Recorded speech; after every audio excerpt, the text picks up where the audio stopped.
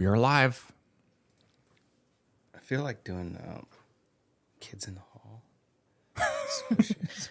Crushing you. Yeah, crushing your egg. Crushing you. Still, for the record, this is the first podcast you've seen the busts on in the background. It's very nice. Best garage sale finds ever. Yeah. Yep.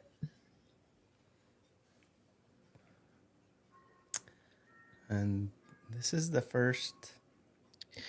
Time the you've first been time- over. Yeah. Yeah. And C2. I am I the guest? It feels like it. Be prepared to be interrogated. Right? In the hot seat. But yeah, there's I had a very interesting week, and continues to. I'll just keep it all veiled in details, but I've been finding out that the ego and pride thing is something that I really got to constantly develop still. Not develop them, develop how to acknowledge when those are getting in the way. Yeah. It's hard sometimes. They do a good job. I mean, they are designed to butt themselves into every situation, Yeah. right? Yep. Yeah. They keep us alive. Yeah, I started your book as well. Oh, you did? Yeah. What do you think so far? It's good. I like his approach. I think there's a lot of concepts of, keeping the chains moving and, the whole, he refers to it, the lizard brain stuff. Yes. He does a very good, another interesting angle of learning to be present, like by loving the process and acknowledging that, I haven't gotten that far, but he's,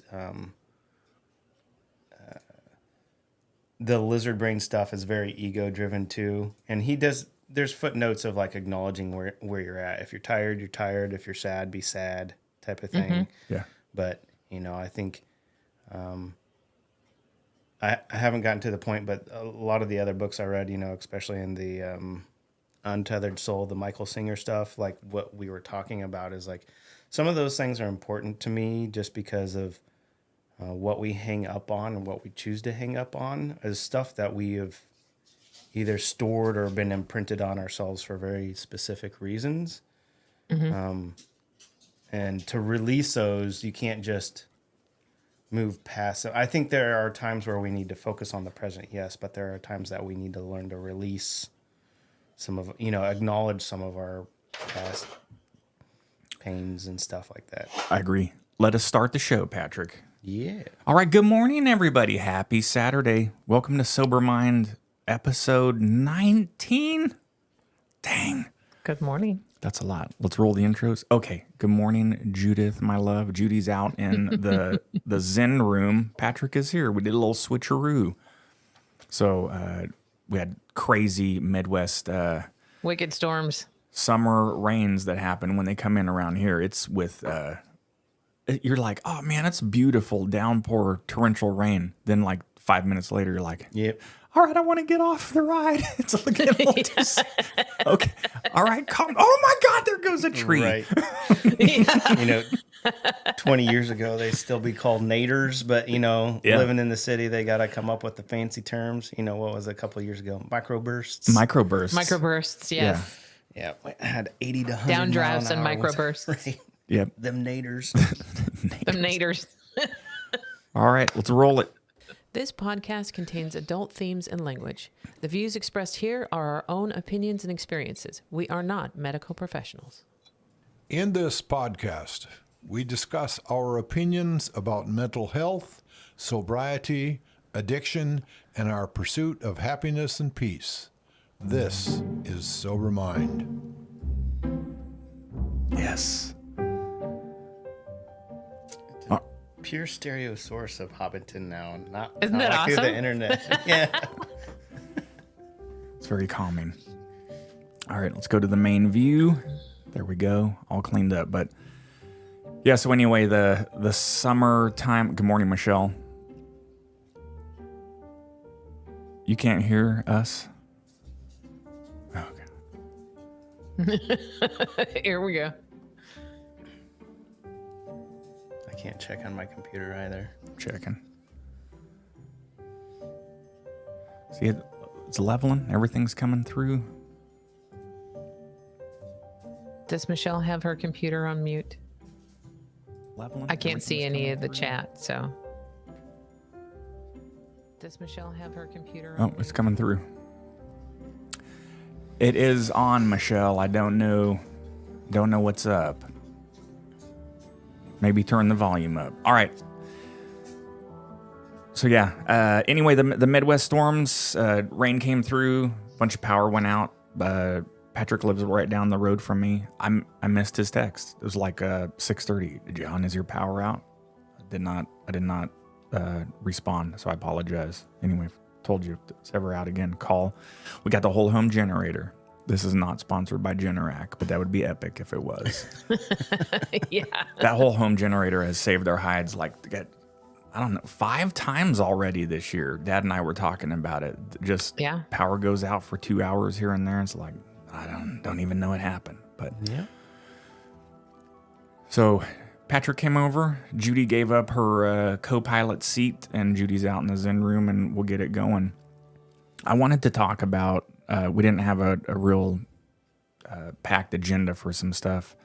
I want to continue on with the Michael Singer sound bites. But with life events that I'm currently going through, everything is on an adjustment path, if you will. It's a little bit jarring to my routine.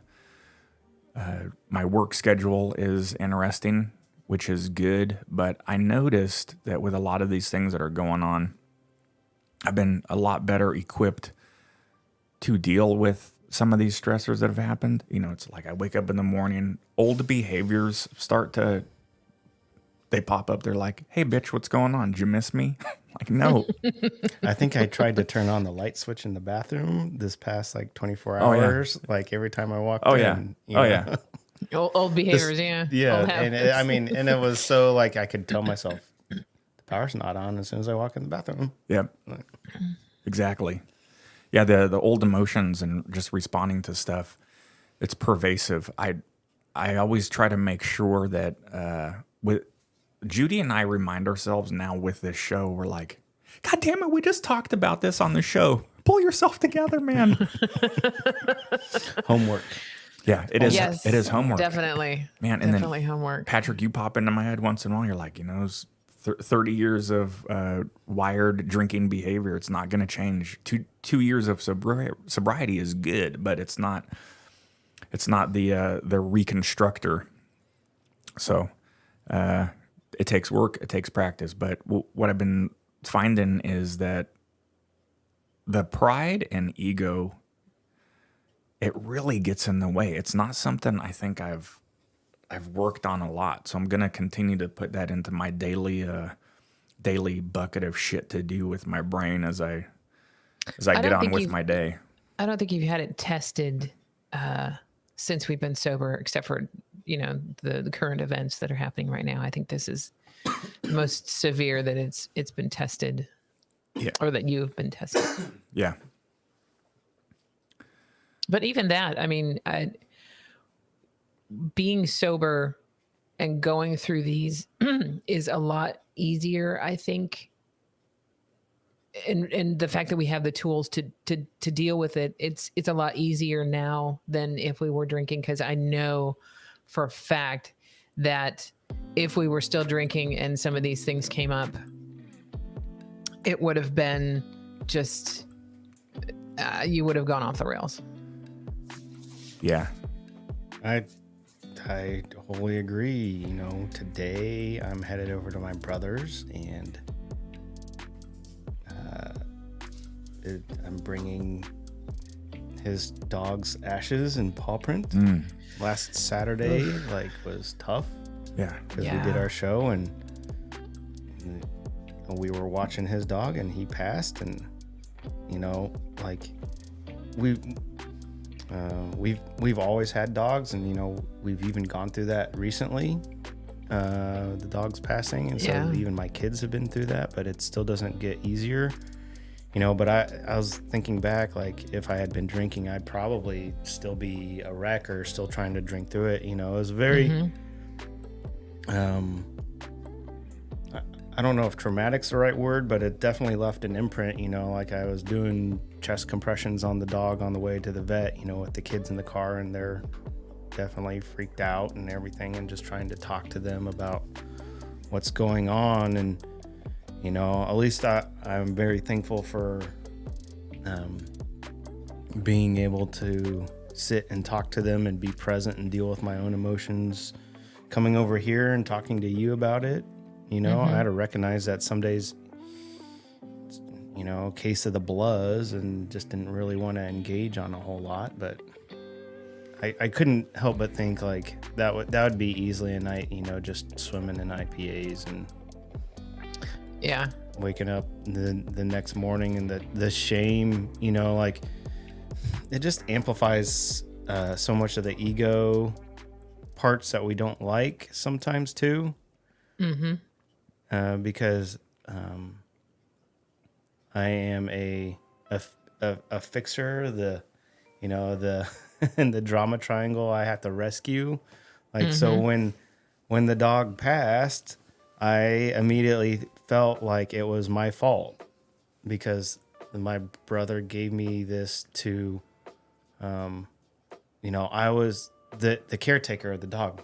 My little brother came to me and said, "Can you take care of my dog?" And, you know, I felt I failed in that capacity. So, you know, I was like, did I not do chest compressions correctly? Did I not check in on him enough? Did I not see enough signs? Like I was wearing that. And it doesn't matter how much I was trying to like talk my way out of it. That's like at my core of like that failure. Like I feel like I was just wearing. And if I was drinking, like, you know, it took good support systems like my mom and like you, and be like, dogs have shorter lifespans. You know, they are resilient creatures because they may have had like a mass or something, and they would go on without us even knowing it, right? Like, Yeah. just They're also one very day- stoic. Yeah. Yeah, right. The point is, I wanted to internalize that so much, and if I didn't have a good support system to like talk through and like, you know, it's okay to feel like I own that, because, you know, that's what I identified as being an older brother, and we care for these animals, and every time they come in, that, you know, they're part of the family. It was my brother's dog, but he was over enough that, you know, I was like, hey, it's Cousin's Day, ha ha ha, you know. It's yeah, you know, I'm thankful. It's crazy to think that was a week ago, knowing that my past self would be like it, like that would be in drinking, thinking that would be my ticket to be like getting wasted. Oh, for the yeah. weekend, you know, Definitely. like, that fucking happened, so I'm just gonna get bombed again, you know. Yeah. Oh, and if you would have came over here to talk about it, that would have been Oh, that would have been a as soon drunken as you session. came in towards the garage, I would have handed you a beer, you know, Oh man, or a shot. man, Yeah. Yeah. And then we have I've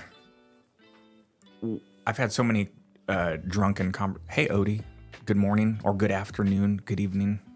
I've had so many drunken conversations with acquaintances in my past. Judy and I were talking about this a while ago. I think that, and you know, at the time, it's the weird drinking pride and making sense of stuff. You're like, this is a great conversation. Don't get me wrong. There's some talks that I've had that are very beneficial, but the majority of them, you wake up the next day, you're like, what the?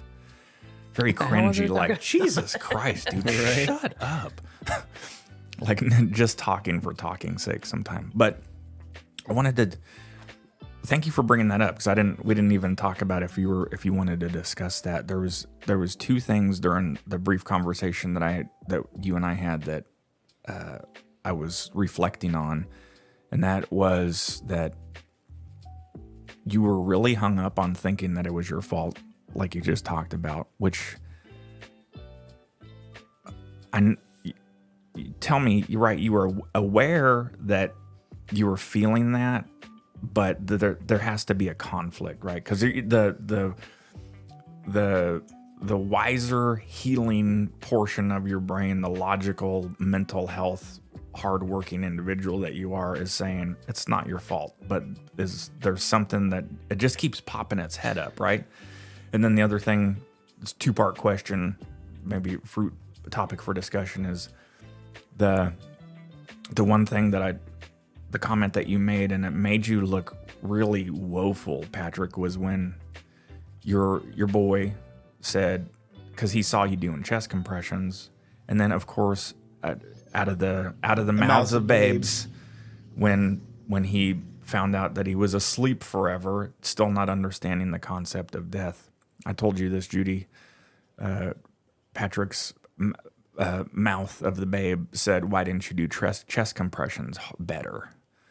Yeah. So, and that really resonated with you in not such a well way. I mean, Discuss. it's I'm so glad we're talking about ego today, because along with that, I don't have necessarily all the vocabulary for this, and if it seems too spiritual or woo-wooey, just know that there's different ways that different people describe what I'm going to talk about here. And part of it is not just ego of mind, where your mind is at, but where your body is at too, and emotions. We talk about like reacting to certain things, like in my mind I'm making a decision, but your emotions are being triggered by other stimulus, that you're like you're in a fearful state, but Your limbic system. right, yeah, I'm trying to talk like your body and your emotions and your mind are aligned. And like for me, for my emotions, that loss, I was not ready for. I was getting hung up on the fact that this happened and it wasn't on my terms, and I wasn't ready to deal with that. That is grieving. Right? And the only way my mind was trying to make sense of it, guess where the first place it went?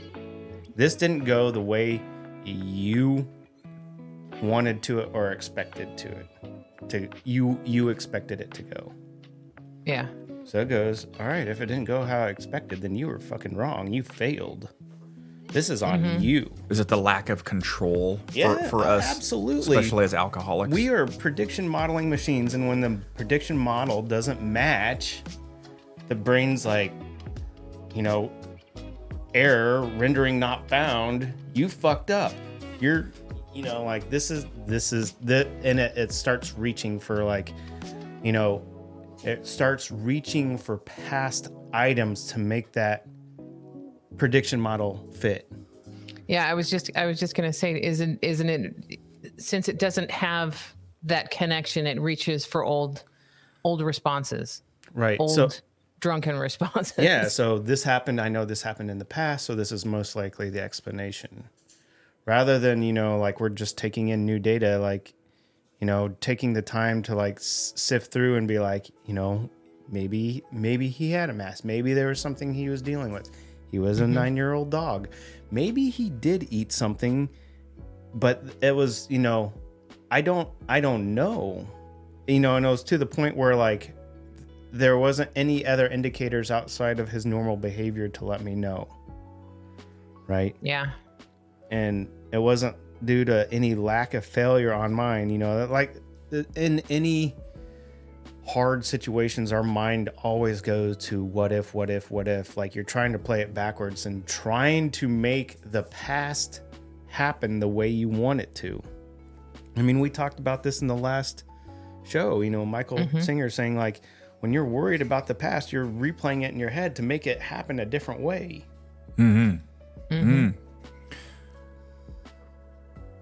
So lack of control, and then not having clear answers. Yeah. Yeah. Yeah, my brother was, it's been tough talking to him. The hardest thing about, with a pet is like, he's with it, you're not going to get any resolution on it. It's not like they're going to do an autopsy and, have a final say on it. It's just, It was just part of his time. life.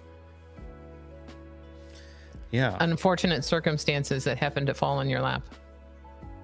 I was very, I'm thankful for my support system, and happy that he got to spend his last weekend with my dogs, wrestling like they did. And he was lethargic on his last day, but, some days he was like that after he would eat a whole loaf of bread off the counter. He was the only dog I'd see that our dogs wouldn't have any issues. But, sure enough, he'd just, he'd be like,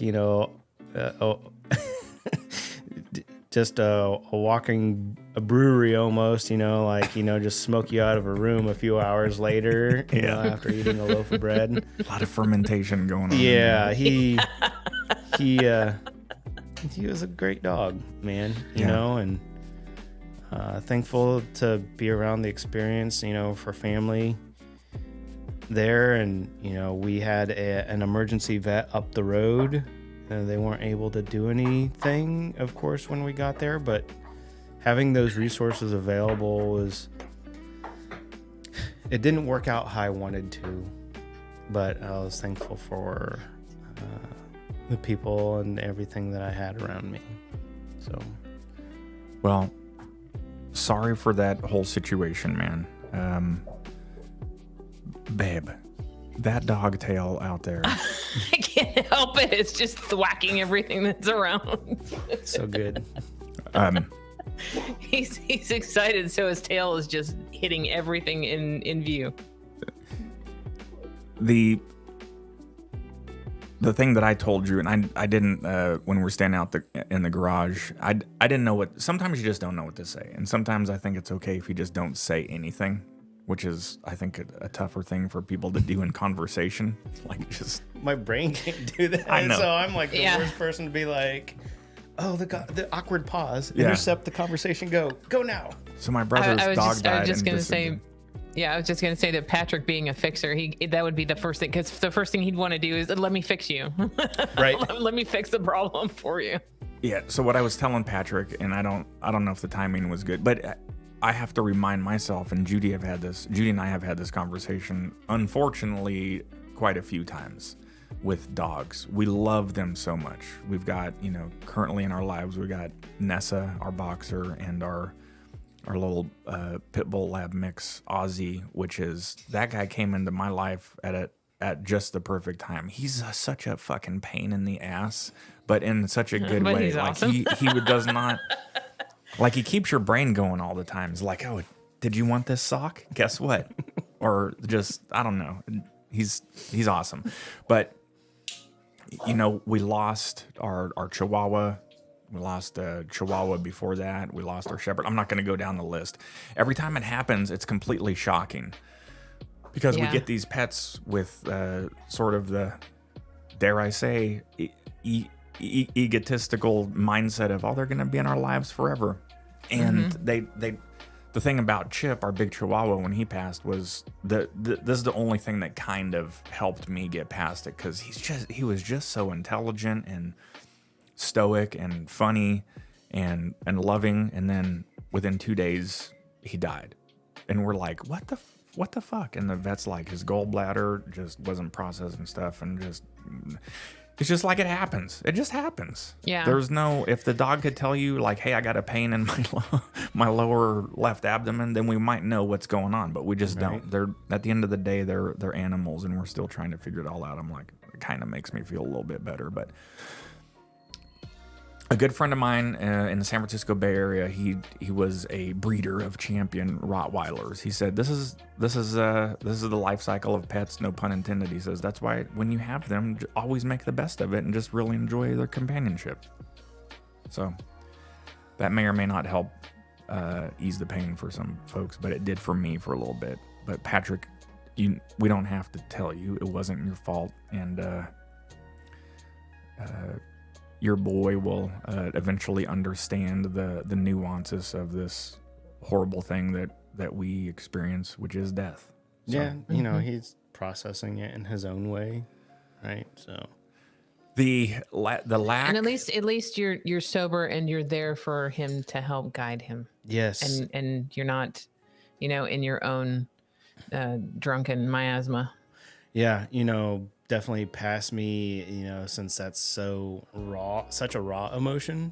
If he would have said that I know what my immediate response would be, and that would be of anger and dismissal. You know, like, you don't know, you're not old enough, you don't, you know, You have no idea. you have no idea, right? And it's like, I'm so sorry. I'm sitting here laughing at your comment because Odie put animals are great companions. I had a goat amongst other things. She wanted to eat my ear, but never bit hard. I thought, thank you, Odie. Like, yeah. That's awesome. I love it. Sorry. I mean, but that's the thing, the connections that we make to any of these animals, right? That are Yeah, around. they're It's part like of our family. ego writes them into part of our identity, Yeah, right? yeah. And- That's who this is. This is the picture of me. And an animal, okay, this is gonna, wow, I didn't expect this feeling to come up. Animals for me, especially dogs, were greatly important because no matter how much of a piece of shit I felt I was, or attached to anything, or broken down expectations, they were always able to give unconditional love. Yep, they always And loved you. in my darkest moments, you know, could always come home and hang out with my dog, and I didn't feel encumbered to give attention to them, and likewise, they never asked for anything back. They were just always just so happy to see you the moment you walked in. Mm-hmm. You know, and that was, I know it's an animal, but like, when you're in those places, the fact that something like that could give that gift to you, I have nothing but gratitude for that. Agreed. Wholeheartedly. I think I've told, thanks for sharing that, Patrick. During the first year and a half of my mental health implosion of depression, after I got sober, Nessa was, I'd have to go lay down so much. Just always have to go lay down. It was all my body you were and also- body. You're also going through a lot of those panic attacks too. Yeah. And I would just go lay down. And she would always she'd come walking down the hall, she'd crawl up on the bed, and just like they could sponge the energy from me too. Like, I'm gonna take a little bit of this from you. You know what I mean? Like I feel something, I'm gonna lay down, I'm gonna help you get through it. Mm-hmm. But you're absolutely right. The unconditional, non-judgmental stuff. Yeah, and the fact that something, you know, like, I was so stuck in my head about everything else, and like, I mean, I don't want to be dramatic or anything right now, but it's like, when it's that dark, something that could give you that unconditional love, it feels like a miracle at that point. Mm-hmm. Yeah. Yeah. You know, like, because, you know, like, my mom's always been loving, but, you know, when I was depressed, I always felt like, you know, like, I was a son that didn't deserve that, right? Or, you know, I was in my own head about it. Like, even she had nothing but love for me, like, I would still get in my own way on a lot of that. But having an animal, you know, was, as a pet, you know, to be able to give that, I don't know, there's just something about that I'm very grateful for, you know. Agreed. I'm gonna go let Ozzy in before I smack him. Go deal with your miracle. He's standing at the baby gate at the end of the hall, Right. just whining. His ears are burning. He knows we're talking about him. Yeah, and I've got Puka behind me, just passed out. Yeah. So, buddy. Okay, Michelle, we have broken Michelle with this discussion. She's crying. She wants to move on, and it is time to do that anyway. Okay. She's crying. She wants to move on. Yeah. Anyway, I'm not laughing at her crying. It's just the fact that she's like, okay, I'm done. Move on. It's tough, man. Like, It is tough. I remember this was a while ago. I was in my late 20s, and I had a close friend of mine who she she married, and then 5 days later she got killed. They were taking pictures on Lovers Point by the coast, and a wave came up and pulled her right into the water. It was really choppy that day. There was big storms that were happening, and so I felt I had that survivor's grief or guilt, and it was just why did she have to die, you know? And the drinking was just one of those things. It was like, okay, I'm suffering, so it's time to just pound whatever I've got in my fist. And it was not the best way to deal with that grief, because that grief, it just extended that grief for long periods of time. And every time I would start to feel really, you know, more grief stricken than normal, the first thing I would do was like, okay, well, I need a beer. I need a shot. I need some kind of alcohol, because that's just how I knew how to deal with it. I feel like looking back at it, you know, we talk about processing our emotions now, and when we say beer or alcohol was our coping mechanism, I almost want to say it wasn't even a coping mechanism. It was just basically the vacuum seal equivalent of like, yeah. here's this, and you're like, well, don't want to deal with that. We're just gonna seal it up nicely and just we're gonna just bury it nice and deep. Smother, you know, right? We're just gonna smother this for a while. It was an automatic reaction to everything. You know, 4th of July is coming up, or happened, or Labor Day, or Christmas, or Thanksgiving. My mind is always just like, which beer, which 30-pack of beer shall I consume on that day? Same thing with any tragic event. Was like, well, just I'm gonna drink, I'm gonna get drunk because of this, because of that, because of this. Yeah. It's always And wildly, disgustingly pervasive. It's such a societal norm now. I mean, I listen to audiobooks all the time, and I was listening to an audiobook, and it's very prevalent. And this is a fantasy novel about wizards and, you know, stuff, crazy stuff. But that underlining trait, that underlining response is prevalent throughout the book. And it's shocking that, you know, it's so readily available in our society, in our mindset, that I'm surprised that, you know, not everybody has this concept. What holiday IPA best describes your personality and how you're feeling? Yeah. That you want to identify with, right? Exactly. man. You're not relaxed enough until you've had a vodka tonic with this kind of vodka. Yeah. Right. You're not the life of the party until you've had a shot of tequila. Yep. What's the Bacardi one? Like we you know what? We will do an episode, I think, before the end of summer. Let's just get some of the commercials and we'll do a reaction to them. Like one of my favorite, the Bacardi one, where like the good son is walking down the street with that bottle of Bacardi rum. That was Crown Royal. Was it? Okay, whatever. And he's like, this is why you're accomplished and you're a good person, and this is this is why you have all these friends, and why your mother loves you. They're saying like this weird catchphrase of like, and your mom's only son, and blah blah blah. And then he's cracking open and they're like doing it on the rocks, and I'm like, who the fuck even does that? His mom has got to be like, you are an alcoholic. Yeah, right. I want to do a deconstruction Walking of down this the for street sure. with a bottle of booze. Come on, man. Like all you have to do is like put that in a brown paper bag, and then all of it just the wheels come off. Yeah. All right, let's do it. All of a sudden, you're living in a box underneath a bridge somewhere. Let's do it. I'll get the commercials. They're public domain, and we'll just do reactions to them. Let's do that in the next couple of weeks. That'll be fun. That will be. Because there's so many. It's we're so inundated with it. It's surprising. I never even realized it until we sobered up.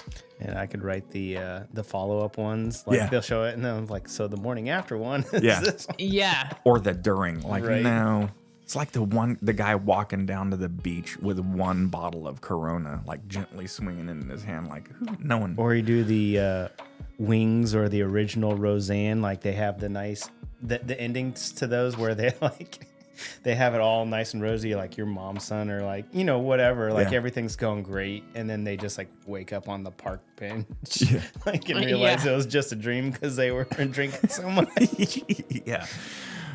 Or Wake up in some stranger's bed trying to gnaw your arm Right. off so you don't wake him up. Yeah. the dude pissing on you in the drunk tank. Your mom proud of you, boy? We got some dark humor Yeah. here. I love it. Waking up with Sharpie mark all over your face. God, the oh my God, some of the shit I The stories we could tell. did. Yeah. All right.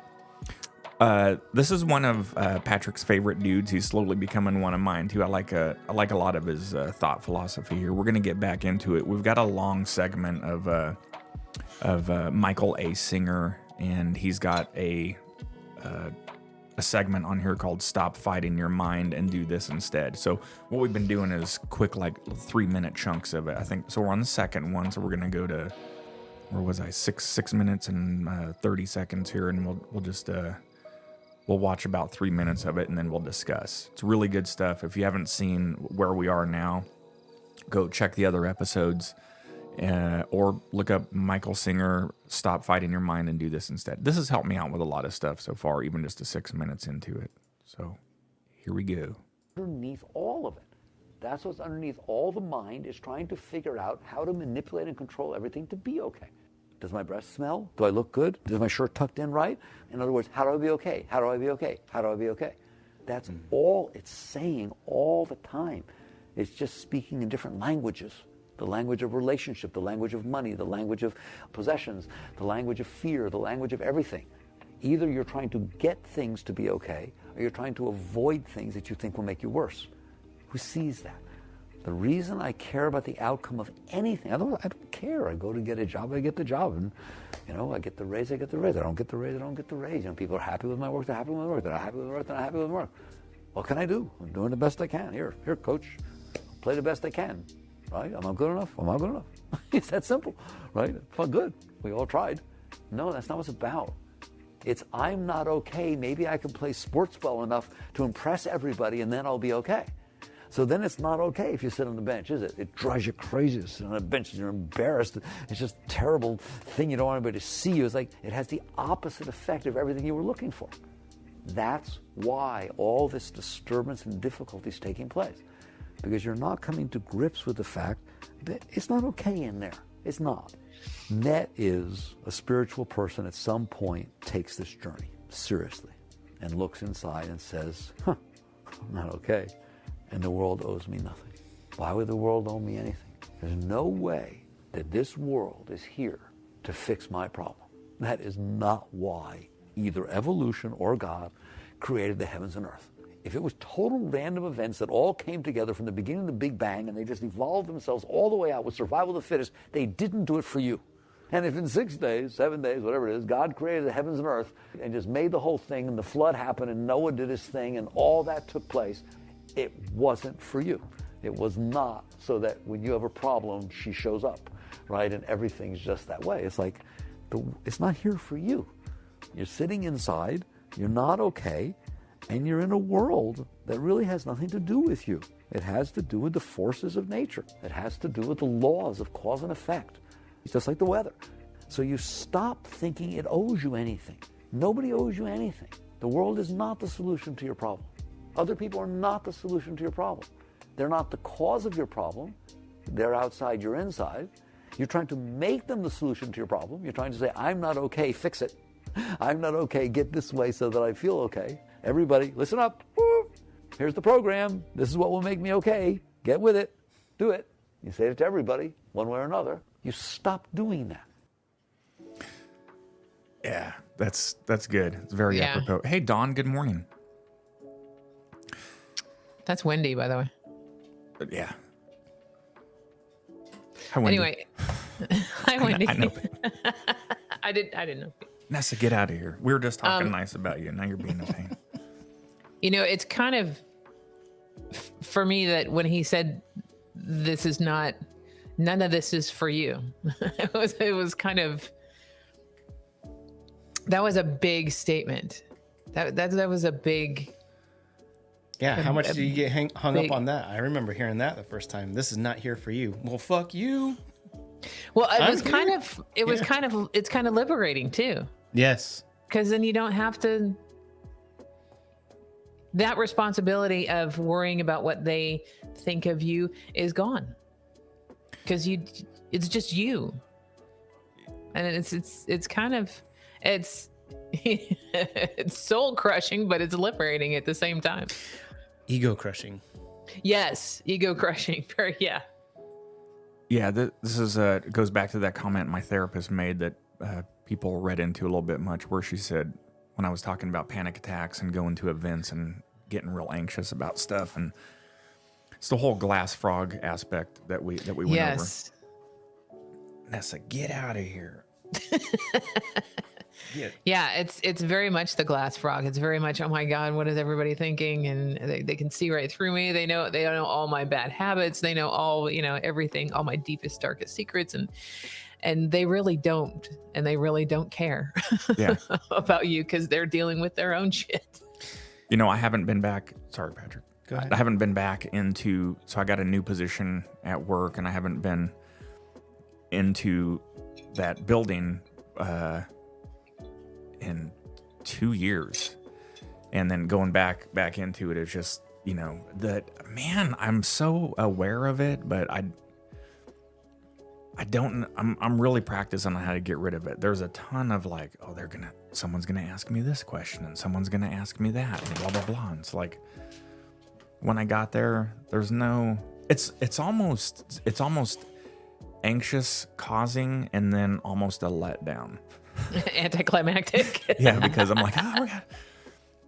Someone's gonna, I haven't seen, I don't know who these people are. There's so many new people, and I was like, and then no one even gives a shit, and it's like, well, who is? This is how well it's layered, because it's like the anxiety builds up, like, oh shit, they're gonna see me, so I'm gonna prep these answers. I'm gonna have, if somebody asks this, I'm gonna think of every way for it to happen, and I will be ready. I will be defensively postured to deal with any unknown that comes my way. And then it unfolds in front of you, and it doesn't happen the way you did, way you thought it should or could. And then immediately your mind's like, and you might get that second of reprieve, like, oh, they didn't ask the question. But it's like, well, fuck, they didn't see me. They didn't ask the questions that I was expecting them to. They weren't even paying attention to me. They thought I was a piece of shit enough that they didn't even care. Well, Yeah. I mean, Yeah, it's like it's you're basically writing that story. You're creating that scenario in your head. you're then when it reframing doesn't- it for ego to be okay, right? Yep.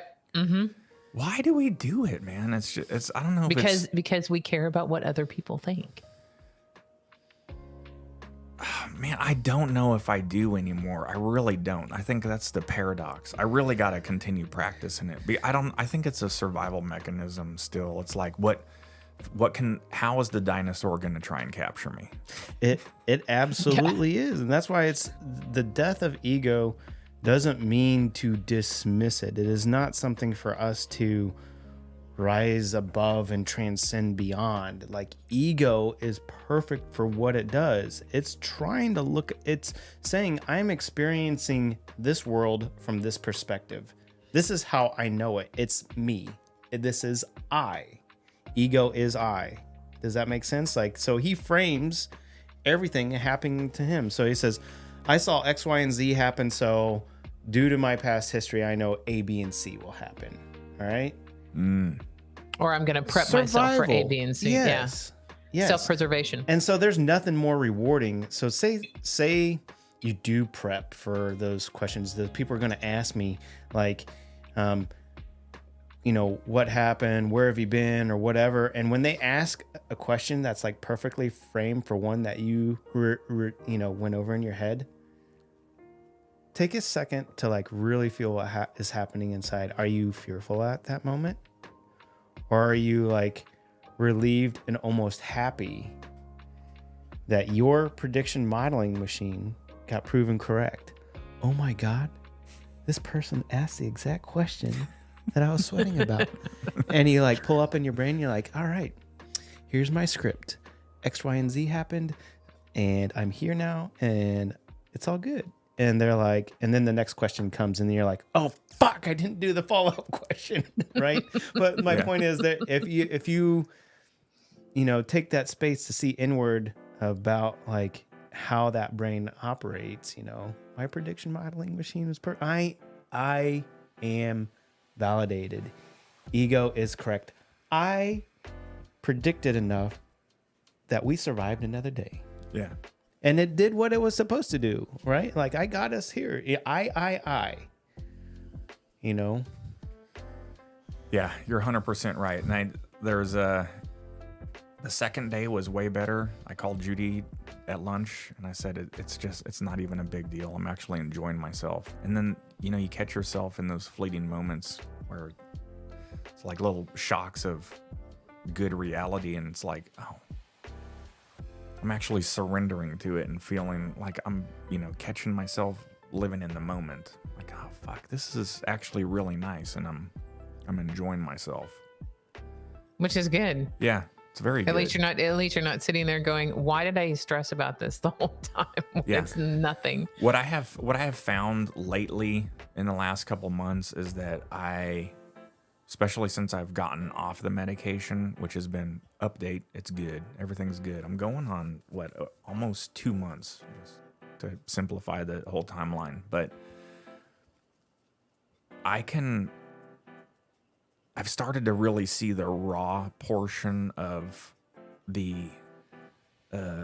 neglectful, self-destructive me. And that is, I can really put myself into a pity party pretty fast. And it's borderline disappointing. I catch myself, I'm very well aware of it. I started this morning not with Judy, but I told Judy, I said, for this certain thing that we have going on, I was like, I feel myself slipping into a little bit of a depressive state, and I know I can pick myself up out of it, and I needed to talk through it, and we ended up in a good spot. But man, I know I'm not the only one. I know there's millions of people this happens to. You start to go down that path of, oh man, I'm responsible for this. I did this. And It's all my fault. and then Judy even had to pick me up. She's like, what'd you say? You get like 10 more minutes of self-flagellation, but we need to do the problem solving portion. She's like, we need to do the problem solving portion of this. So fucking hurry up out of that. So brutal. Right.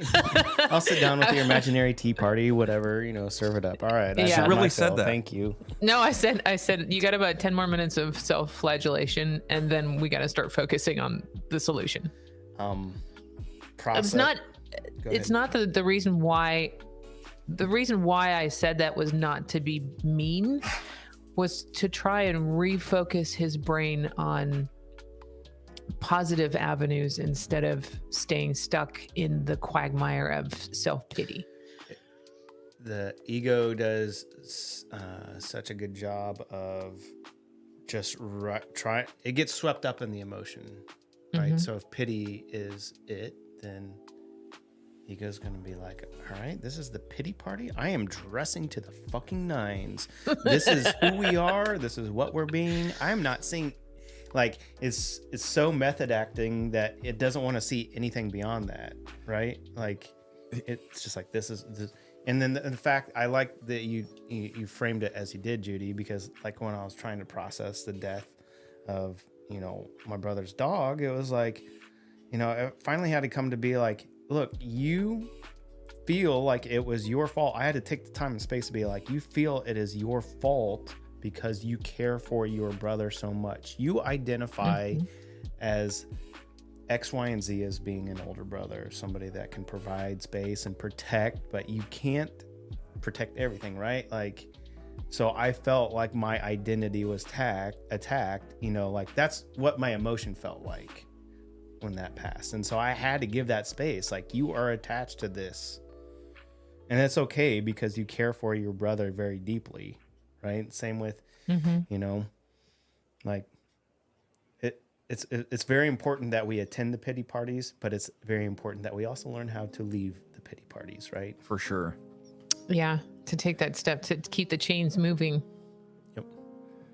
Again, it's the lizard brain, man. It's our Limbic system. how little energy it takes to go down that path of negativity versus, man, why can't it just channel all that into happiness Well, all day long?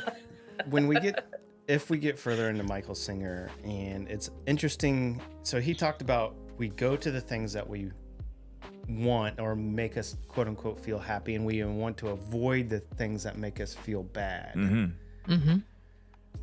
At some point, we are the ones that ascribed good and bad to these experiences. Feeling depressed is not a bad thing. It is going through the stages of grief is what you need to go through, anger, depression, bargaining, except like all that.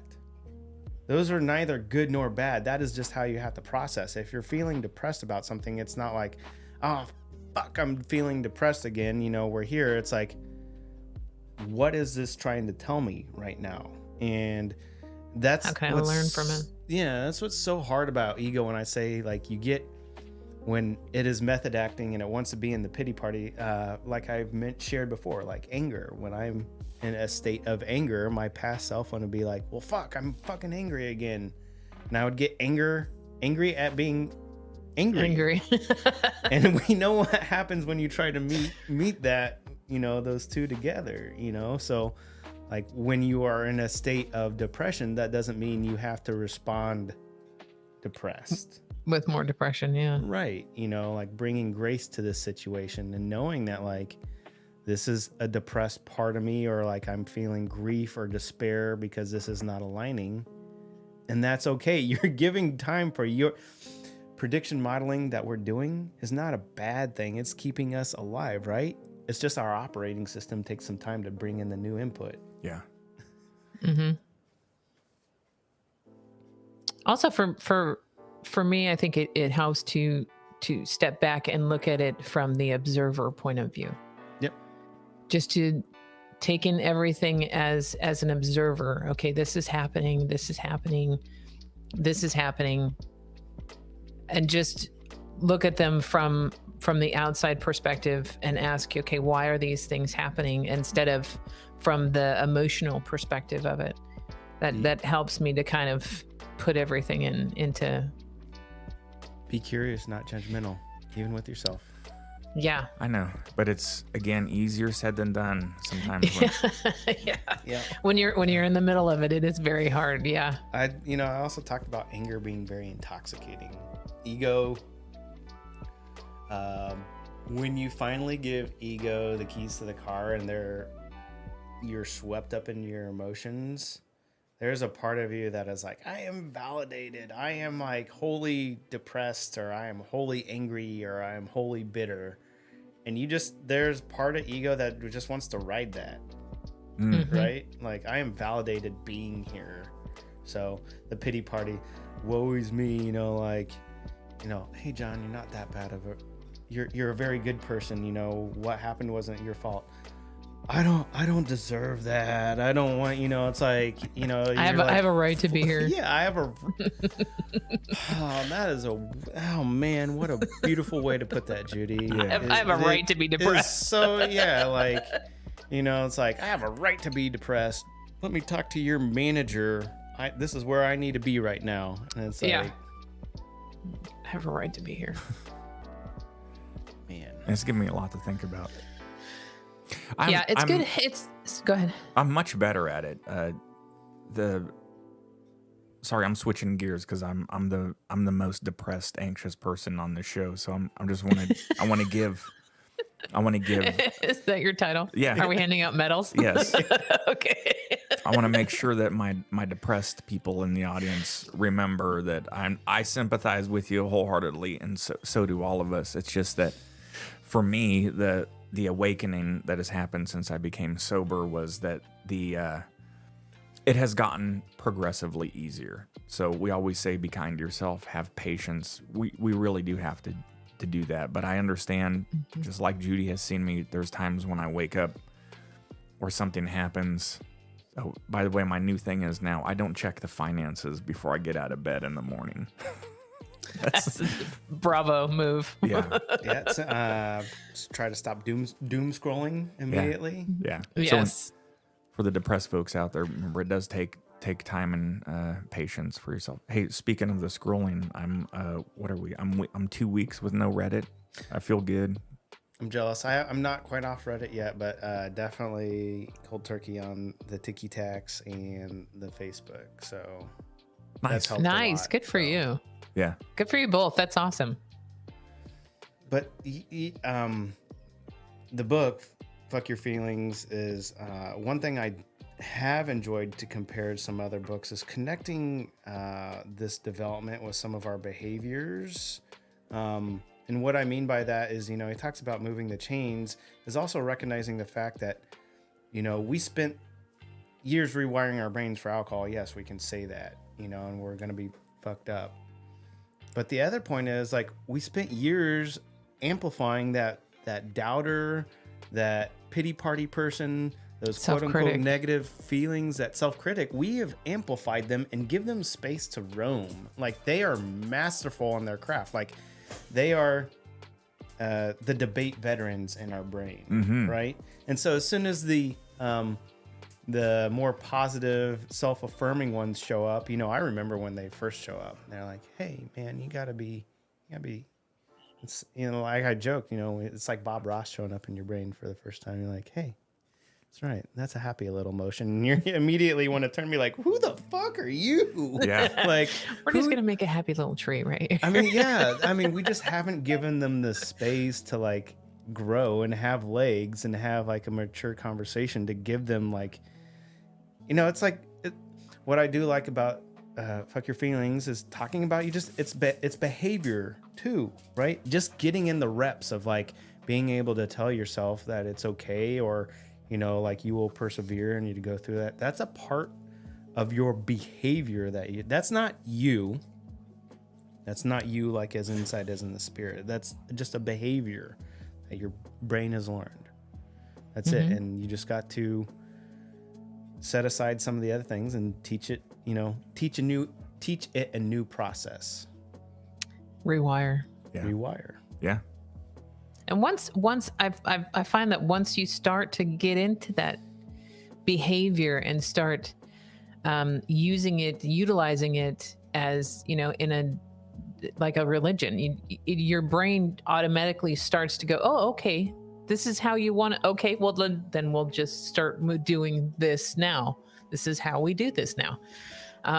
It takes a little while, but the brain actually is very good about that.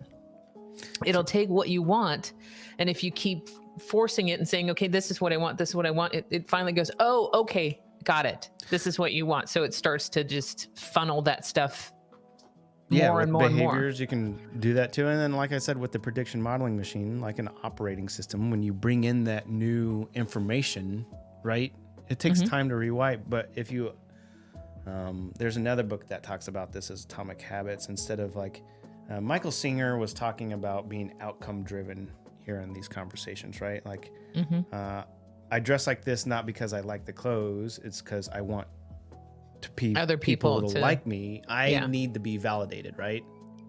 That's outcome driven. Like, I only run because I want to be fast, right?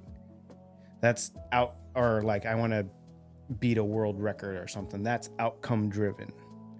Instead of saying like I wake up and just saying like I like to run, or I like to wear tank tops because it's suns out, guns out, or sorry. The point is rewriting the operating system, like you were saying, Judy, is knowing that there comes a point when you say that, when that little voice pops up in your brain and say like, I love you as a person, or, be kind to yourself. There is a point when it pops up the first time, it just sounds like an extra voice. A little whisper. But there becomes a point when you feel that and you know that, right? And then you start acting upon that, and your actions and emotions begin to align with that. Mm-hmm. It takes time. Yeah. It takes practice. And it's not one of those things that are just suddenly granted to you, right? It becomes with self-care techniques, going sober, going to bed early, Mm-hmm. eating healthier, and working out. Getting when you off can. caffeine. Yeah, right. Just, Mm-hmm. and it may not be one of those items, but your actions begin to align together. If you would have told me a couple years ago to cut back on the social media, I'd be like, it's like going to the doctor and they go, you need to lose some weight. And you're like, yeah, of course I need to lose some weight, right? But when you brought that up the other day and talking about it, like I got hung up on the fact because it almost hurt, because it felt like when you said it to me, like when I realized that wasn't fulfilling what I want to do in life, like that was the first time like everything aligned for me. And now I'm not like fighting a lot of it, like I realize I'm not perfect. Like I said, I still have Reddit or whatever, but after that, it was just like, this isn't aligning with what I want. And I was able to leave it, right? I was able to say like, I don't want to do that because it's not fulfilling me where I need to be fulfilled. And I recognize that, it's like, the path to sobriety also taught me that it's not just overnight either. Like when you realize like alcohol is killing you, it's not like you wake up the next day and go, all right, I'm not drinking and everything's going to be fine from here on out. Yeah. Right? Because Yeah. even if you give that up, there are like those first 90 days, your mileage may vary, but you remember that. Mm-hmm. Mm-hmm. I mean, it's taken practice, and you have to go through the reps. You have to go through the reps for you to be now like you feel strong in your sobriety, right? When something bad happens, that not drinking is your path forward to how you need to process emotions, right? Oh yeah. Mm-hmm. Right? Definitely. We've taken that in, but how long did that take to rewrite your brain I shouldn't say rewrite your brain, for that new operating system, for the new prediction modeling to take hold? I can't put a time on it because it continues to readjust all the time too. I caught myself. Yeah. I'm very impressed by my awareness of it, sort of to your point. Let me give an example. Judy and I quit drinking and we were still work from home, pandemic stuff. And now I'm going back to the building and doing a little bit of commuting. The first night coming home, Thursday, there was just this autopilot, like, as I was leaving, it was, I can't, there was no real formula behind it. It was, the behavior was the feeling of, I'm going to have some beer. It's amazing, that whole path, like So fucking our old. exit. It's like, it's a long walk down hallway. Yeah. It's a very cued and scripted exit. Yeah.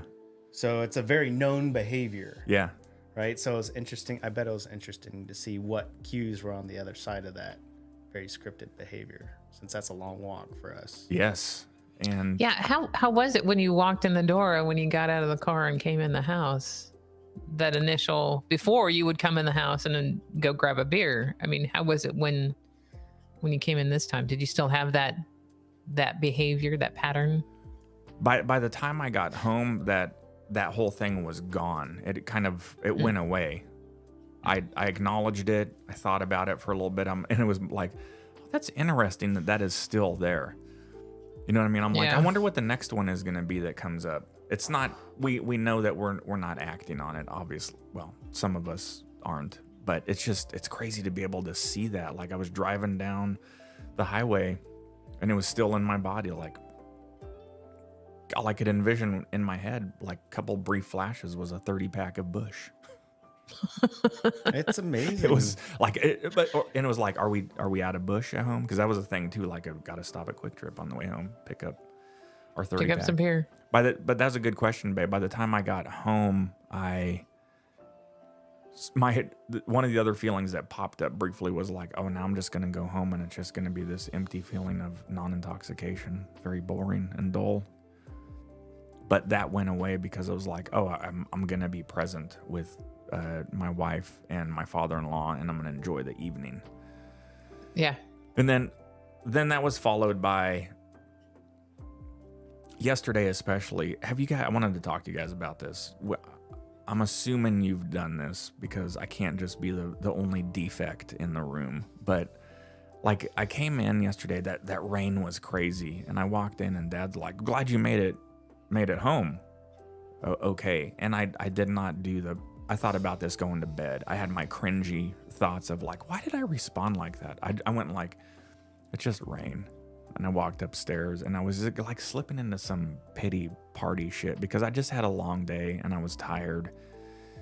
And Judy's like, glad you made it home safely. I'm like, whatever. But why didn't I react? So Dad just wants to have conversation. As I was going to bed, I was like, why didn't I say, yeah, holy shit, that was crazy. Like, I had so many discussions about the idiots I saw on the highway and what was going on with the cars, and instead I was just like, it's only rain. Yes, let's unpack this. I mean, how did him asking that question make you feel? Like I didn't have space. You I didn't have smothered. Yes. Wasn't by him and Judy, it was by events. I don't know. Maybe like my unrealistic expectation is I should be able to, this is probably it. I should be able to come home and go into a dark area and suppress my feelings with alcohol first before I engage in conversation. Maybe. I know we're at the end of the hour here, but I'm going to ask some short questions. Go here. for it. Do you think it's fair for family members and other loved ones to check in on each other after Well, fuck yeah. environmental events? Yeah, and the catch is that if they didn't, I would be like, what, do you not care about me? It's the paradox Been of on me. the end of both of those. So, in what world do you think the response of like it's just rain? Where do you think that being dismissive, right? Who's dismissing who? I'm dismissing others. Or you think I'm dismissing myself? I don't know. I don't know. How might you be? It's a good question. I got to think about that some more. I'm aware. So, okay, so I'm aware of these downfalls from my I don't know what it is. It's like it's a lack of control. Like I want people to follow a script on how they're supposed to talk to me. And then how I'm supposed to answer stuff, and then how the events are supposed to unfold, which is So wildly you're writing the fucking book unreal. again. Yeah. But then the regret that happens, I'm telling you, like I was closing my eyes, getting drifting off, and I'm like, why the fuck did I not? I put it in my journal today, and I'm making it an active. So the writing down that I forget the name of the author. We're all three of us are reading "Fuck Your Feelings" by, I forgot that, you can look it up. There's only one book, but he says, a good thing to do is start journaling stuff and make a notebook and then write down, moving the chains, the most important thing that you want to do in the day. Mm-hmm. Today, Yeah. As of today, the most important thing that I want to do is stop before I have emotional interactions verbally with my wife and my father-in-law, because I react sometimes and I immediately go back and I'm like, that's not what I meant to do. That's not how I meant to respond. So if they had a storm right now and came in, I'd be like, John, I'm so glad that you were here. I'm glad you made it home. How would you react to that? how else would you want to react to that? Be like, Patrick, why are you in my house? Go home. I'm just worried. I'm just worried. What I again is, hey, it was crazy out there. Thanks for caring about me. I really appreciate it. Let me tell you about this idiot I saw on 291.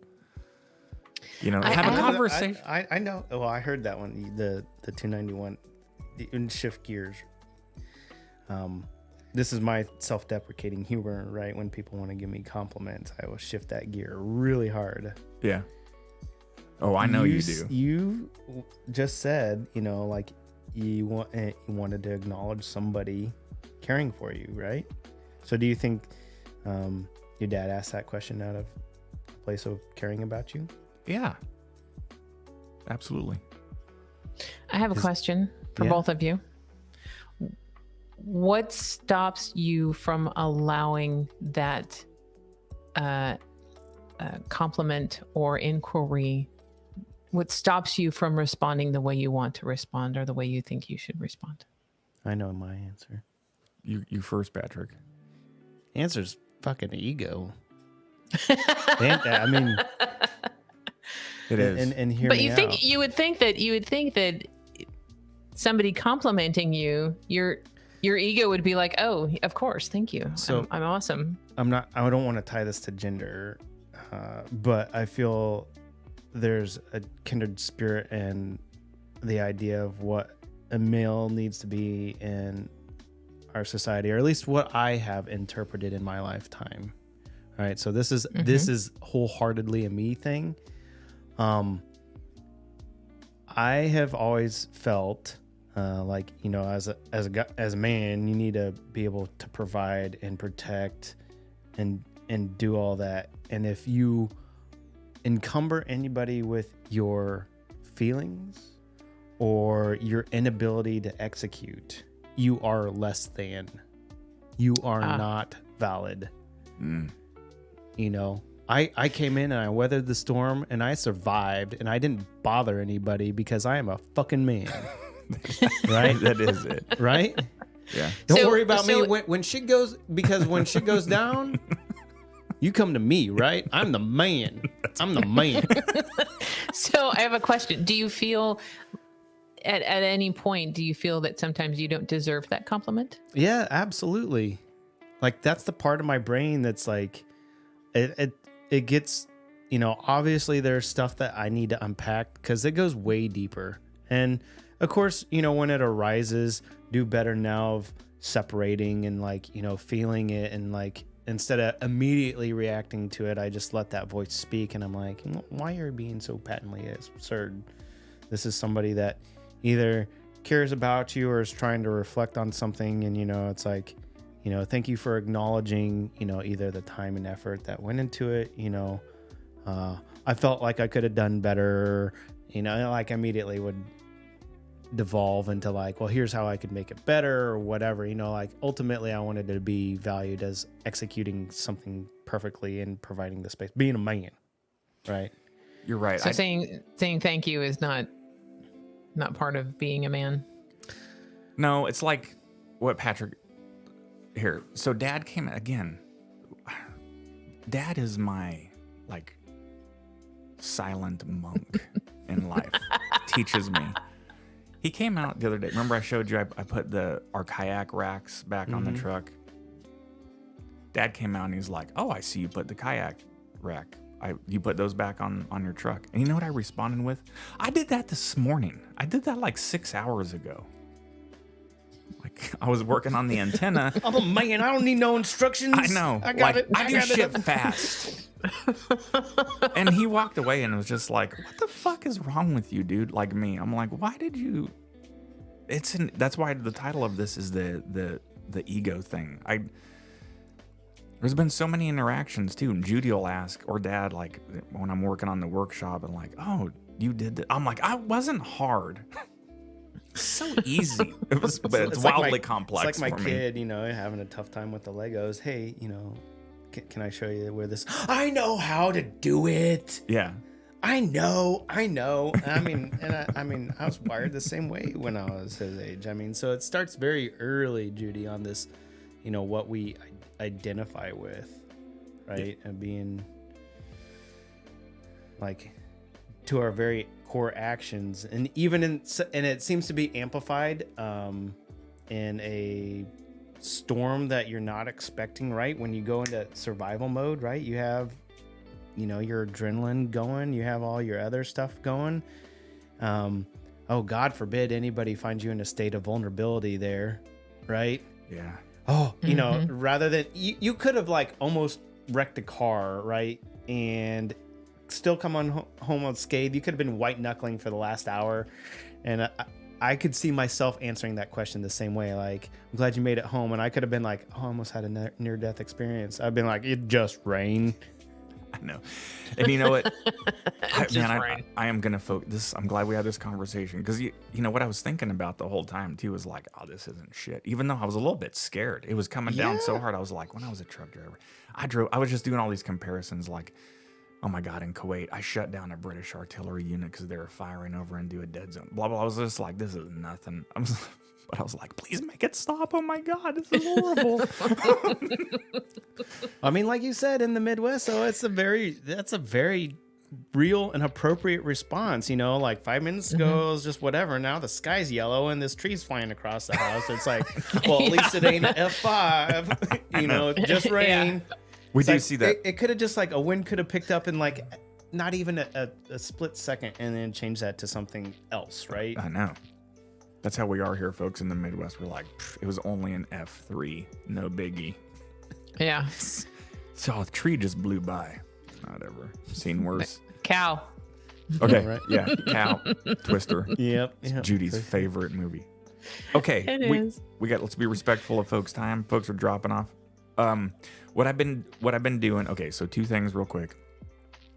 Next week we got a special treat for. I'm not going to be reading the 988 and Al-Anon outros anymore. We got a very special treat coming for that. Stay tuned for the new formula. So anyway, what I've been doing is when I go in after the shows are uploaded, because I really, I kind of know what the topic is. So I did the discussing my ego was today, but then I find we can have a better title. This is what a lot of my good podcasters that I listen to do. So today's episode is going to be something around the goat was chewing my ear. That's going to be the title of the show. There you go. Thank you, Odie. Yeah, thank you, Odie. A lot of great comments today from everybody. Sorry we can't go through them all, but we're seeing them. Appreciate it. And thank you for the new folks. Wendy, thank you for joining. Tuning in. Yep, from the West Coast over there. And everybody else that's here. Patrick, thank you so much. Appreciate you being in our lives, and I like how we're developing this companionship still. I know it's been a lot. Because you have a lot of ego. You do. It's big. I mean, I'm a guest here, but I could barely walk in through the door. A little floaty there. How does your head fit on your shoulders, it's man? like an orange on a toothpick. Yeah, I noticed it the first when you were over here helping me do some on the workshop. You're like, oh my God, let me see. Your saw is so crooked. Look at this shit. I was just sitting back like ashamed. My God, look at this. Oh, Chicago Electric. Like, goddamn. What the Patrick. heck is that? Oh my God, you're gonna have me in tears. All right. Let's wrap it up. I'm very grateful for being able to come over here today. Power was restored in my house in the middle of the Nice. conversation here, but Nice. gratitude for friends right down the street. Yep. Willing to put me up. Anytime, 24/7. Anytime. If I don't answer a text, you just got to call me. Yeah, I guess I have to deal with these microphones and whatever. Yeah. This road microphone. Yeah, that's right. Suck it up, big boy. Yeah, right. I love you guys so much. Love you too, Patrick. Love you too, man. Okay, remember, if you or a loved one is having suicidal thoughts or ideation, reach out to the 988 Suicide Crisis Lifeline. A fantastic resource for you. And if you or a loved one are struggling, or someone you know struggling with alcoholism, addiction in general, whatever, reach out to Al-Anon. Get on the website. They've got fantastic programs to get you started. Believe me, it helps just to start to talk about this stuff. So, okay. Be kind. Be kind. Fucking be kind to yourselves. Be patient with yourself. Be patient, man. Okay. Thanks everyone for tuning in. We gained a bunch of subscribers. Last week it was 310. Now we're up to 319. Even though I told people, I'm like, don't subscribe. Get outside and get some fresh air. All right. Let me roll the Judy's quick outro. Listening. Check out the Sober Mind live stream at youtube.com/@sobermind. Odie makes me like get goats as pets too. Yeah. Don't tell that to my wife. We'd probably have like 6 by now. Yeah, goats are awesome. All right, everyone. Love you all. Have a fantastic weekend. We'll see you guys next time. Bye.